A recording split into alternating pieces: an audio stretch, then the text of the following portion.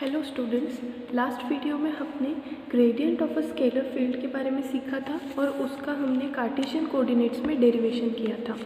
इस वीडियो में आज हम फ्लक्स के बारे में और डिटेल से पढ़ेंगे। फ्लक्स क्या होता है, इसका फिजिकल इम्पोर्टेंस क्या है और इससे रिलेटेड कुछ प्रॉपर्टीज़ को पढ़ेंगे। उसके बाद हम सरफेस इंटीग्रल को सीख करके डाइवर्जेंस सीखेंगे। ओके, तो सबसे पहले हमने पढ़ा था फ्लक्स होता क्या है। हमने लास्ट वीडियोस में फ्लक्स को पहले भी डिस्कस किया है। फ्लक्स होता है किसी गिवन एरिया से, किसी पर्टिकुलर एरिया से जो बाहर आने वाली या इमर्जिंग आउट लाइंस होती है, फील्ड लाइंस या फ्लक्स लाइंस जो होती हैं उसे हम बोलते हैं फ्लक्स। जैसे फ्लक्स ऑफ इलेक्ट्रिक फील्ड होगा, फ्लक्स ऑफ मैग्नेटिक फील्ड होगा, तो उसमें क्या होता है कि किसी गिवन एरिया से, जैसे मान लीजिए ये एरिया आपको दे रखा है छोटा सा, तो इसके अंदर से जितनी फील्ड लाइंस निकल करके आ रही होंगी उसे हम बोलेंगे फ्लक्स। ओके, तो अब फ्लक्स किन किन चीज़ों पर डिपेंड करता है? तो फ्लक्स डिपेंड करता है जो भी आपकी जिस भी क्वांटिटी का आप फ्लक्स निकालना चाहते हैं उसकी वेलोसिटी से, कि वो कितनी स्पीड से आ रही है। दूसरा, आपने कितना एरिया कंसीडर किया है उस एरिया पर, ए पर, यानी पहला पॉइंट हो गया V, दूसरा पॉइंट हो गया एरिया ए। थर्ड पॉइंट होता है ओरिएंटेशन, यानी कि आपने जो अपना एरिया लिया है और जो आपकी फिजिकल क्वांटिटी है जिसकी फील्ड लाइंस का आपको फ्लक्स निकालना है, दोनों का एक दूसरे के रेस्पेक्ट में ओरिएंटेशन किस टाइप से है। इसको समझने के लिए हम एक एग्जांपल लेते हैं। मान लेते हैं एक नदी फ्लो हो रही है।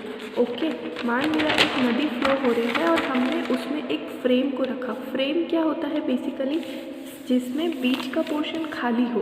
ओके, जैसे कि ये अगर एक फ्रेम है तो फ्रेम का मतलब होगा इसका बीच का पोर्शन खाली हो और हम इसको पकड़ के किसी चीज़ से होल्ड कर सके। ये यहाँ पर एक सॉलिड रीजन है और इसके बीच का जो पोर्शन है वो होलो पोर्शन है या वो खाली पोर्शन है। ओके, तो मान लीजिए एक नदी बह रही है, तो हमने इस फ्रेम को उस नदी में क्या कर दिया, ऐसे इस तरह से नदी बह रही है और हमने उस फ्रेम को उस नदी के रास्ते में रख दिया। ओके, तो इसमें बहुत सारी कंडीशंस हो सकती है। मान लेते हैं नदी कुछ इस तरह से बह रही है, यानी इस डायरेक्शन में नदी बह रही है, बहुत सारा पानी जा रहा है और हमने उसके ऊपर फ्रेम को ऐसे रख दिया, तो क्या फ्रेम में से होकर के कोई पानी जाएगा?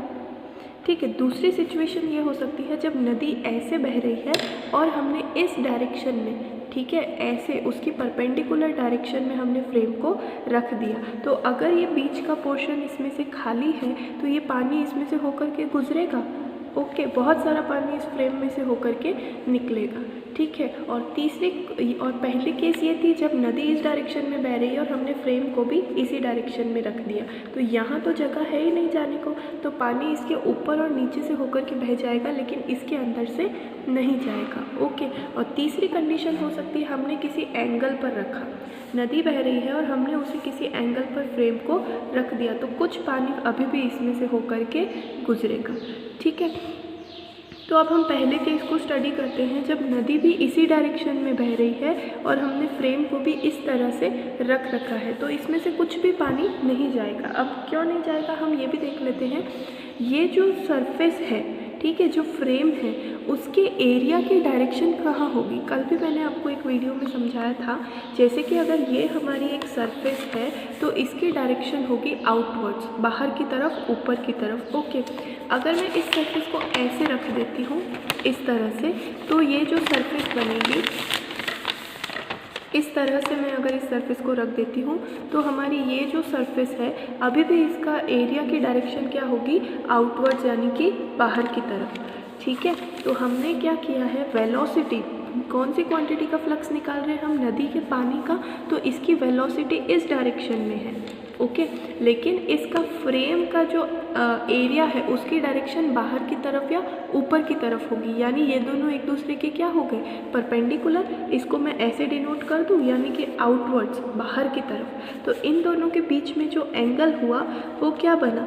90 डिग्री का एंगल। तो जब ये दोनों एक दूसरे से 90 डिग्री के एंगल पर हैं तब इसमें से आंसर जो हमारा आ रहा है या जो फ्लक्स निकल करके आ रहा है वो कितना आ रहा है? 0। ठीक है, फ्लक्स कितना होगा? 0।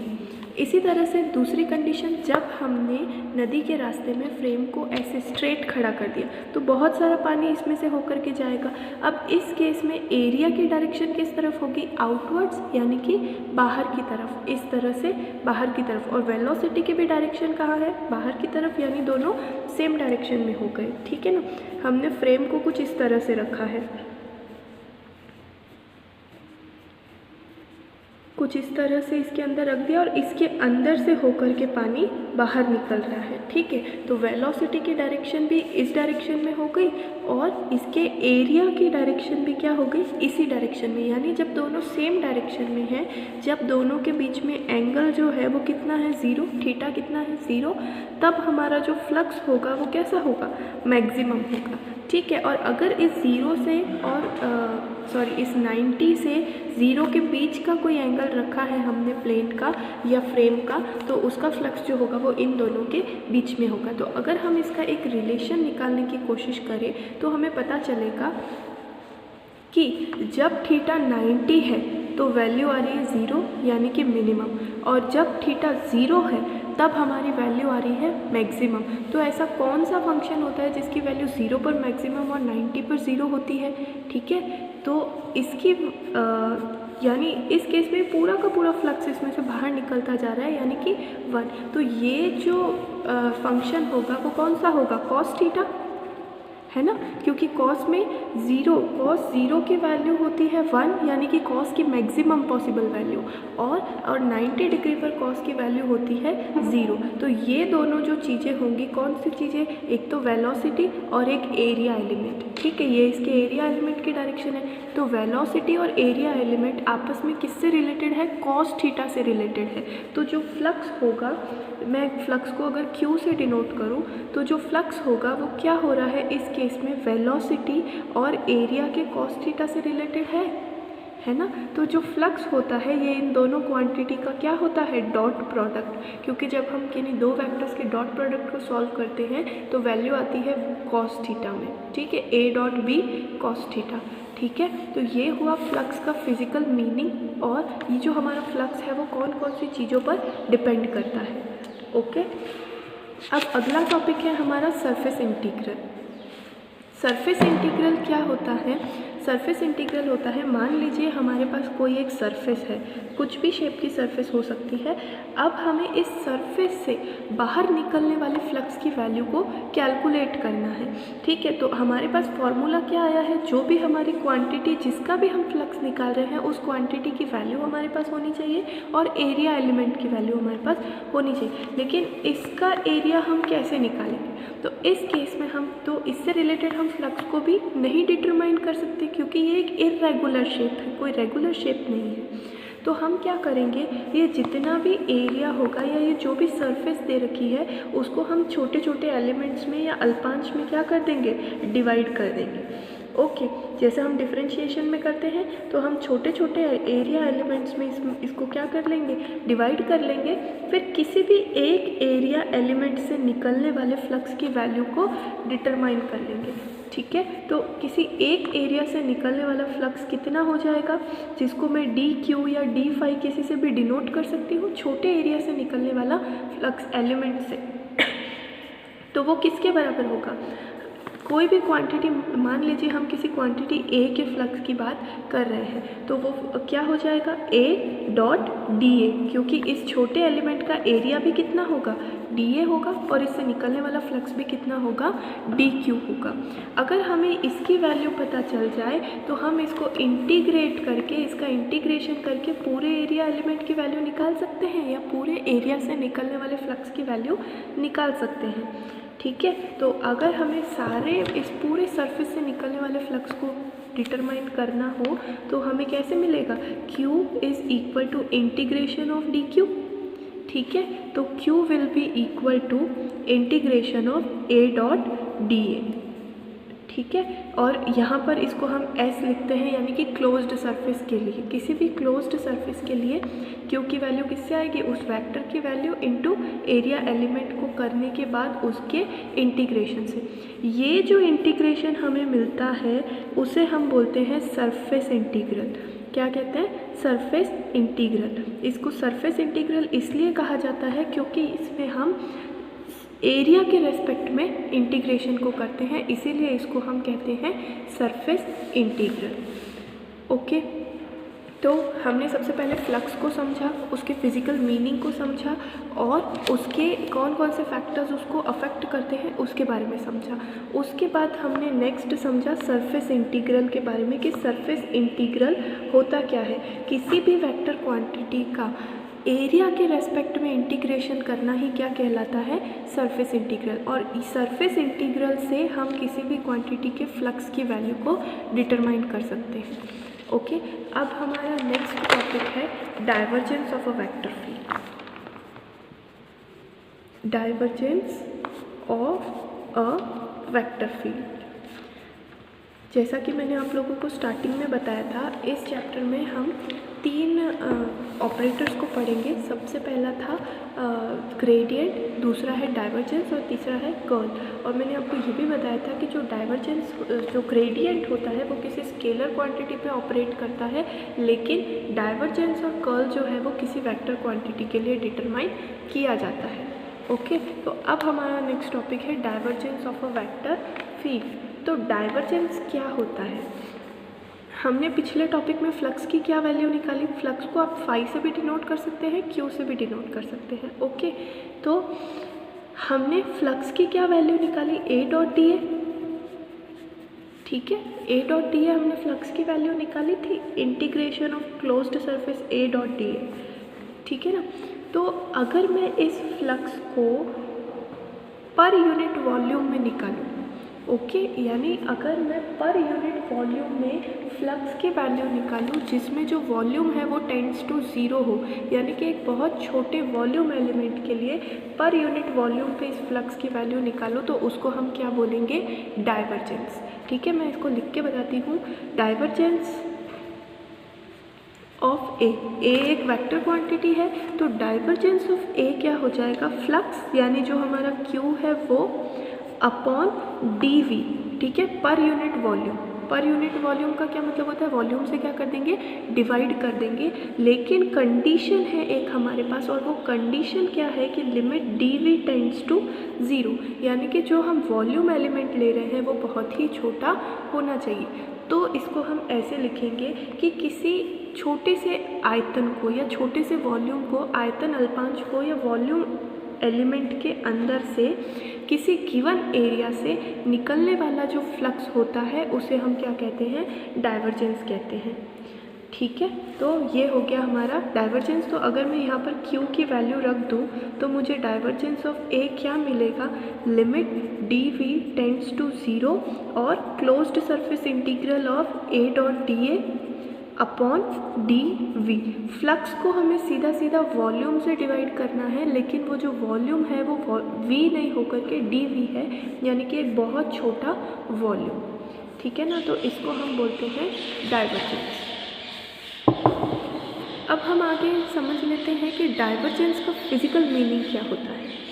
डाइवर्जेंस का मतलब होता है किसी गिवन वॉल्यूम में से कितना फ्लक्स बाहर आ रहा है या कितना फ्लक्स अंदर आ रहा है, दोनों का रिजल्टेंट भी आप कह सकते हैं। जैसे मान लीजिए आपके पास कोई चार्ज है, जैसे कि आपके पास एक प्लस क्यू टेस्ट चार्ज है। ठीक है, तो इसके आसपास का मैंने एक सरफेस ले लिया, ठीक है ना, कोई एरिया ले लिया, तो प्लस क्यू चार्ज की वजह से फील्ड हमेशा क्या होता है, बाहर की तरफ निकलता है। तो इससे जो फील्ड होगा वो क्या होगा, बाहर की तरफ निकल रहा होगा। ठीक है, तो यहाँ पर अगर मैं पर यूनिट वॉल्यूम में इस फ्लक्स की वैल्यू निकालूँ तो वो क्या आएगी, पॉजिटिव आएगी। क्यों, क्योंकि इसमें से फ्लक्स क्या हो रहा है, हमेशा बाहर निकल रहा है। पहले हम 2-3 एग्जांपल्स को समझ लेते हैं, फिर मैं आपको डिटेल में इसको समझाऊंगी।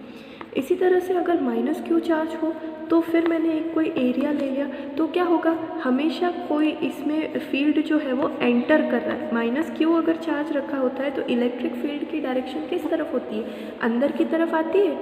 ठीक है, इसी तरह से अगर मैं एक मैग्नेटिक फील्ड की बात करूं, जैसे आप हमेशा एक बार मैग्नेट के मैग्नेटिक फील्ड को आपने पढ़ा होगा, एक क्लोज्ड लूप होता है। क्या होता है, एक क्लोज्ड लूप। ऐसा क्यों होता है, क्योंकि चार्ज में तो प्लस क्यू और माइनस क्यू अलग अलग हो सकते हैं। पॉसिबल है कि एक जगह कहीं पर सिर्फ प्लस क्यू रखा हो, आसपास कोई भी नेगेटिव चार्ज ना हो, और दूसरी जगह कहीं पर सिर्फ माइनस क्यू रखा हो और आसपास कोई भी पॉजिटिव चार्ज ना हो। लेकिन जो मैग्नेट है उसमें कभी भी यूनिपोल या सिर्फ एक ध्रुव पॉसिबल नहीं होता है। एकल ध्रुव कभी भी उसमें पॉसिबल नहीं होता। जहाँ नॉर्थ होगा वहाँ डेफिनेटली साउथ होगा ही होगा। इसके बिना कभी भी मैग्नेट पूरा नहीं हो सकता। अगर आप इस मैग्नेट को यहाँ से काट भी देंगे तब भी ये जो बचा हुआ पोर्शन है ये क्या बन जाएगा, साउथ पोल बन जाएगा। ठीक है, तो इस केस में होता क्या है कि एक क्लोज्ड लूप बनता है। नॉर्थ में से निकल रही है लाइन, फील्ड लाइन, और वो साउथ के अंदर क्या कर रही है, एंटर कर रही है। इसी तरह से नॉर्थ से निकल रही है, साउथ के अंदर एंटर कर रही है, और फिर ये अंदर भी साउथ से नॉर्थ की तरफ चलती है। तो अगर मैं इसके आसपास कोई एरिया या वॉल्यूम एलिमेंट लूँ तो इसमें होगा क्या, देखिए इस डायरेक्शन में इसने एंटर किया था फील्ड लाइन ने, और इस डायरेक्शन में वो फील्ड लाइन वापस से बाहर निकल गई। यानी कहने का मतलब क्या है, इस वॉल्यूम के अंदर जितना फ्लक्स आया था उतना का उतना फ्लक्स वापस से बाहर निकल गया। ठीक है, तो इसका डाइवर्जेंस क्या हो जाएगा, ज़ीरो। इसका डाइवर्जेंस क्या हो जाएगा, ज़ीरो। किसी भी मैग्नेटिक फील्ड का डाइवर्जेंस क्या हो जाएगा, ज़ीरो। क्यों, क्योंकि इसमें जितना फ्लक्स एंटर कर रहा है उतना का उतना फ्लक्स क्या हो जाता है, बाहर निकल जाता है। तो डाइवर्जेंस के फॉर्मूले में अगर फ्लक्स की वैल्यू ज़ीरो है तो पूरा डाइवर्जेंस क्या आएगा, ज़ीरो। और यहाँ पर अगर मैं देखूँ तो सारा का सारा फ्लक्स बाहर की तरफ निकल रहा है। तो फ्लक्स की हमने डेफिनेशन यही पढ़ी थी, जितनी फील्ड लाइंस किसी एरिया से होकर के बाहर निकलती है, तो यहाँ पर बाहर निकल रही है, यानी कि इसका फ्लक्स क्या आएगा, पॉजिटिव, और फ्लक्स पॉजिटिव होने से उसका डाइवर्जेंस भी क्या होगा, पॉजिटिव। थर्ड एग्जाम्पल जो हमने देखा था, यहाँ पर फील्ड लाइंस अंदर की तरफ आ रही है, बाहर नहीं जा रही है। तो अगर मुझे बाहर निकलने वाला फ्लक्स निकालना हो तो सेम वैल्यू होगी, लेकिन वो नेगेटिव साइन के साथ होगी, क्योंकि बाहर तो बेसिकली कुछ जा ही नहीं रहा है ना, बाहर से उल्टी डायरेक्शन में अंदर की तरफ आ रहा है। ठीक है, तो यहाँ पर जो डाइवर्जेंस होगा वो क्या आएगा, नेगेटिव। इस केस में हमारा जो डाइवर्जेंस हो जाएगा वो नेगेटिव हो जाएगा, क्योंकि हमने जो डेफिनेशन में डायरेक्शन बोली है बाहर निकलने वाला फ्लक्स, उसके ऑपोजिट डायरेक्शन में यहाँ पर फ्लक्स आ रहा है, यानी कि अंदर की तरफ आ रहा है। तो यहाँ पर हमारा डाइवर्जेंस क्या हो जाएगा, नेगेटिव। ठीक है, इसको हम ये बोलेंगे कि इस एरिया के अंदर या इस वॉल्यूम के अंदर यहाँ पर हमारे पास सोर्स है, एक स्रोत स्थित है जिसमें से होकर के चीज़ बाहर निकल रही है, फ्लक्स बाहर निकल रहा है। और इस केस में हम कहेंगे कि इस वॉल्यूम के अंदर हमारे पास सिंक है, ठीक है, जिसमें कोई भी चीज़ अंदर की तरफ आ रही है। तो ये था हमारा डाइवर्जेंस का प्रैक्टिकल मीनिंग, कि अगर हमें बोला है कि किसी का डाइवर्जेंस ज़ीरो है तो उसका मतलब होगा कि जितना फ्लक्स एंटर कर रहा है उतना ही फ्लक्स बाहर निकल जा रहा है। अगर हमें किसी क्वेश्चन में बोले कि डाइवर्जेंस पॉजिटिव है तो कुछ इस तरह की स्थिति बनेगी, और अगर डाइवर्जेंस नेगेटिव दिया है तो कुछ इस तरह की स्थिति बनेगी। अब नेक्स्ट वीडियो में हम डाइवर्जेंस से रिलेटेड कार्टेशियन कोऑर्डिनेट में इसका ऑपरेटर निकालेंगे। I hope you understand.